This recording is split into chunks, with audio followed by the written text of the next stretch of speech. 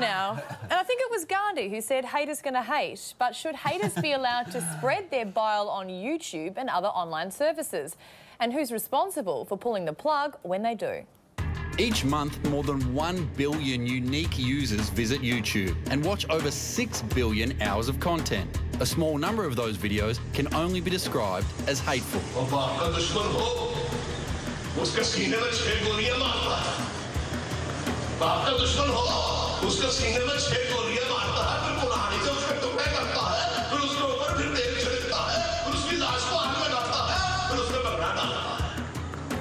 This video, posted on December 2012, checks a couple of YouTube's own boxes for objectionable content. It promotes violence and incites hatred based on religion, but it's been viewable on the site for more than 2 years. YouTube's the world's most popular video sharing site. Hundreds of hours of footage are uploaded every minute.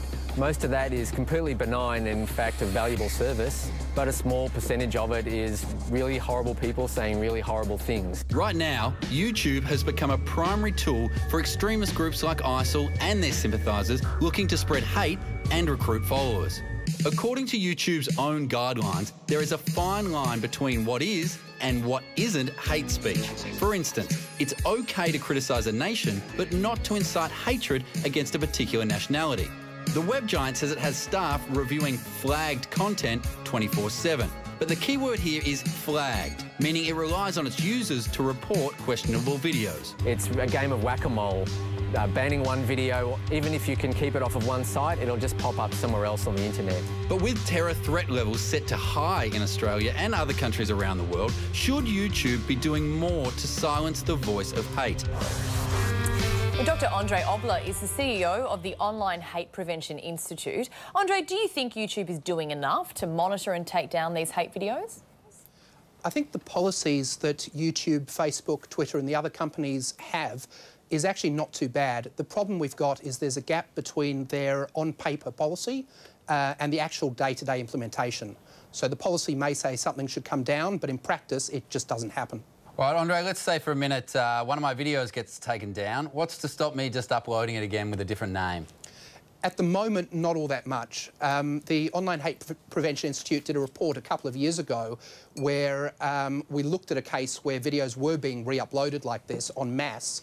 And what we recommended to YouTube was that they use the same system that they currently have for copyright and they implement it for hate speech.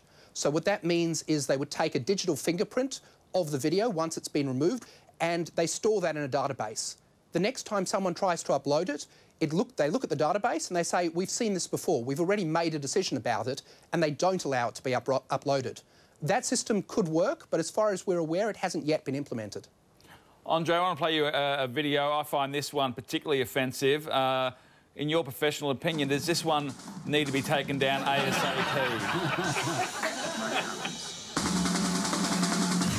Your thoughts?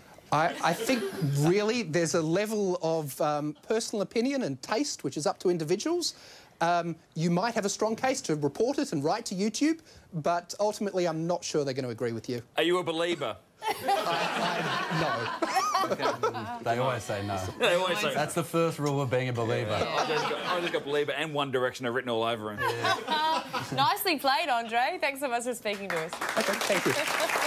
It does come back to that argument about free speech, though. I mean, if you leave that stuff up there, the worst of it, and people access it, I mean, it allows for a debate about how barbaric these people are. So I think we have to... Is this still no, the Bieber? not the Bieber. I'm thinking more ISIL than ISIS, to be fair, Tommy.